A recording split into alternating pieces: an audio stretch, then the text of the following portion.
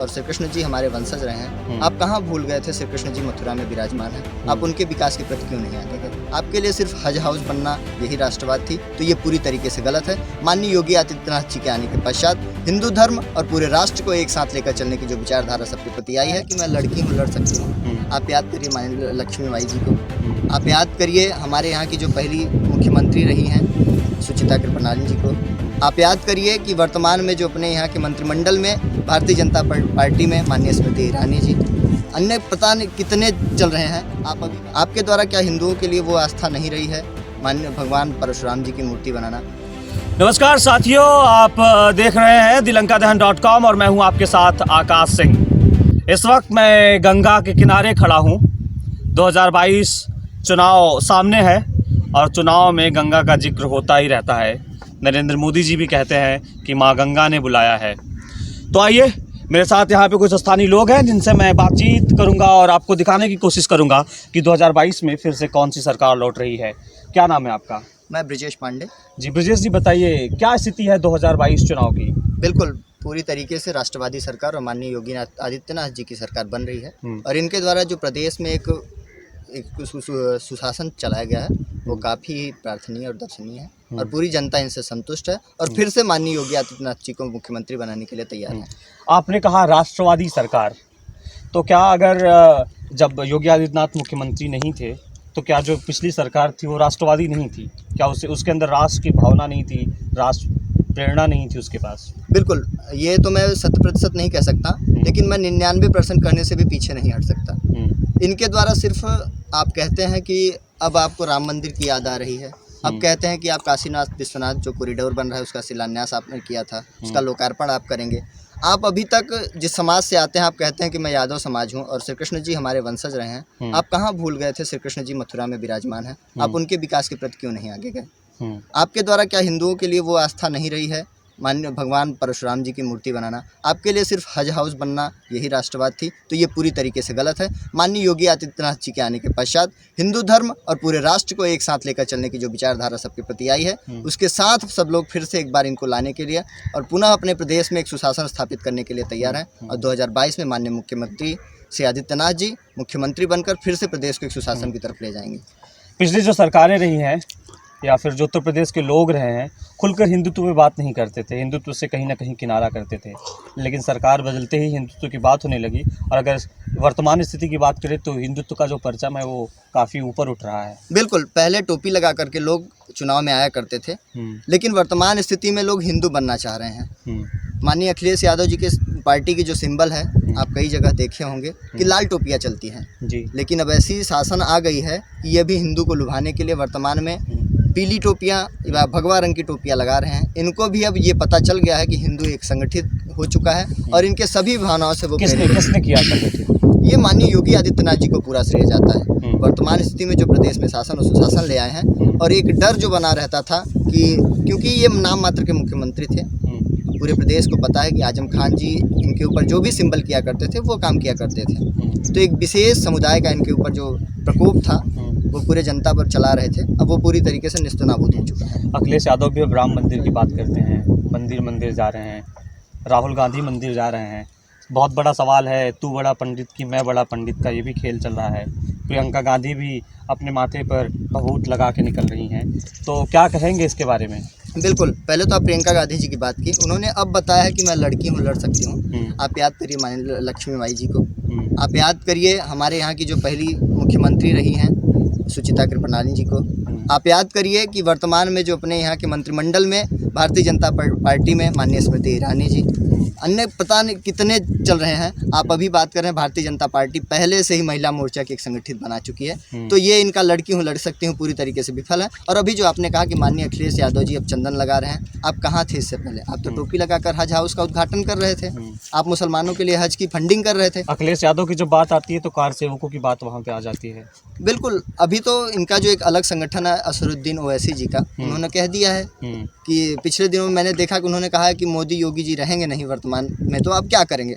तो मैं आपके ही माध्यम से माननीय अखिलेश यादव जी को और उन सभी संगठनात्मक कार्यों को मैं आपको प्रेषित दे रहा हूँ कि जब कार्यसेवकों के द्वारा बाबरी मस्जिद गिराई गई थी तब ना ही मुख्यमंत्री जी थे ना ही नरेंद्र मोदी जी थे, तो ये हिंदू हैं, हिंदू ही सनातन धर्म है, ये पुरातन से चला आया है। आज योगी जी हैं, कल और कोई आएंगे, तो ज़रूरी नहीं है कि योगी मोदी जी तक ही सनातन धर्म चलेगा, ये आदि और अनंत काल तक चलता रहेगा। हम लोग गंगा के किनारे हैं, मैंने ऑलरेडी आपसे भी बातचीत करी कि गंगा की बातचीत होती रहती है, इसमें भी खूब जमकर राजनीति हुई। बिल्कुल, खूब राजनीति होती रही है, क्योंकि अभी आपने देखा काशी विश्वनाथ जी में जब माननीय प्रधानमंत्री नरेंद्र मोदी जी ने डुबकी लगाई, तो सभी विपक्षियों ने यही कहा कि सबको अलग करके वो डुबकी लगा रहे हैं। आपको ज्ञात होना चाहिए कि आप पिछले वर्ष जब कुंभ लगा था प्रयागराज में, तो माननीय योगी आदित्यनाथ जी वहाँ के अखाड़ा परिषद के सभी संतों के साथ वो स्नान करते हैं, और सबसे बड़ी बात वो सुबह पूजन करके गंगा जल का आचमन करते हैं। उनके साथ उनको जब आग्रह होता है तो गंगा जी से सुबह अपने मन को सिंचित करते हैं, इनकी तरह दिखावे के लिए नहीं है। सरकार को तकरीबन 4.5 साल पूरे हो गए, चुनाव सामने हैं, कामों के बारे में अगर आप कुछ वर्णन देना चाहें। बिल्कुल, आप जिस क्षेत्र में कहेंगे, शिक्षा का क्षेत्र हो, सुशासन का क्षेत्र हो, महिला सुरक्षा का क्षेत्र हो, बाल विकास का क्षेत्र हो, प्रत्येक क्षेत्र में माननीय योगी आदित्यनाथ जी वर्तमान समय में 1 करोड़ युवाओं को टैबलेट और स्मार्टफोन देने का जो कार्य कर रहे हैं। चूँकि कोरोना काल में हम जैसे विद्यार्थियों या जितने भी लोग हैं, उनके लिए पढ़ाई एक अलग मुद्दा बन चुका था, तो माननीय लेकिन इस समय जो चल रहा है स्मार्टफोन और के माध्यम से अब बच्चे जो हैं वो अपनी क्लास को पूरी कर पाएंगे। लॉ एंड ऑर्डर की व्यवस्थाएं कैसी है उत्तर प्रदेश में? आप जान सकते हैं कि वर्तमान स्थिति में जो लॉ एंड ऑर्डर है वो पूरी तरीके से सुदृढ़ हो चुका है।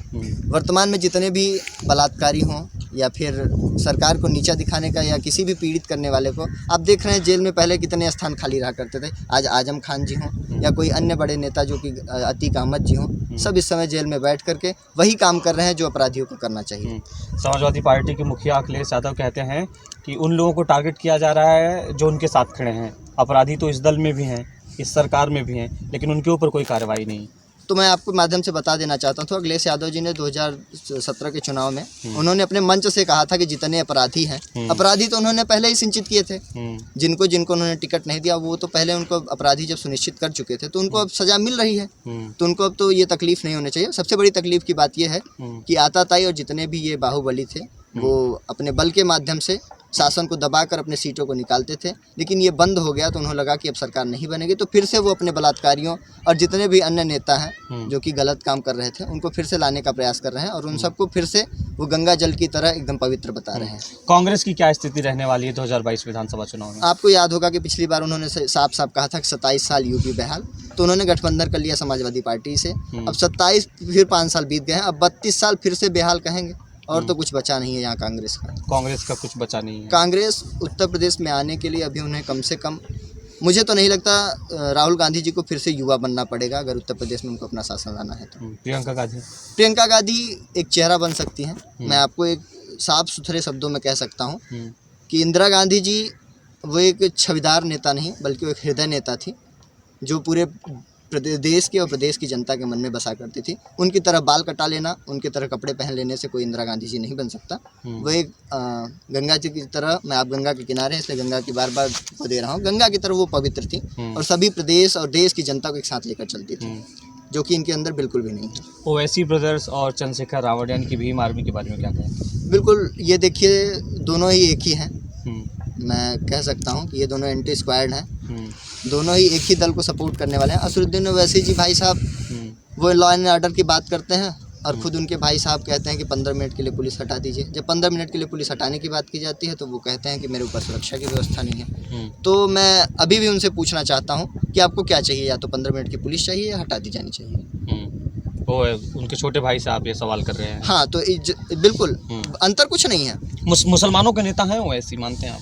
मुसलमानों के नेता अगर आप रहे होते तो मुसलमानों के प्रति विकास करते हैं। ऐसा एक भी विकास कार्य बताया जाए जो असदुद्दीन ओवैसी जी ने अपने समुदाय के लोगों के लिए किया।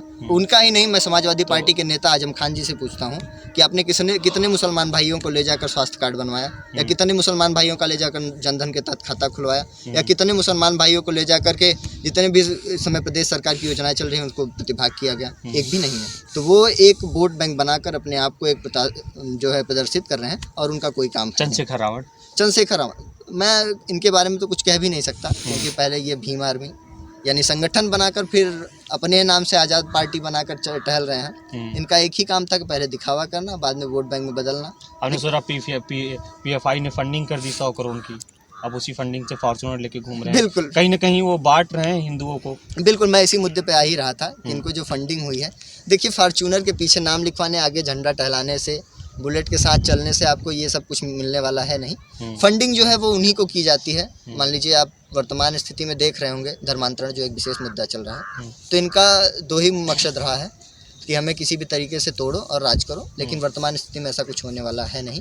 अब हिंदू और समस्त समाज के लोग जागृत हो चुके हैं, वो टूटने वाले हैं नहीं, जो जहाँ है वो एक साथ संगठित रखे रहेंगे।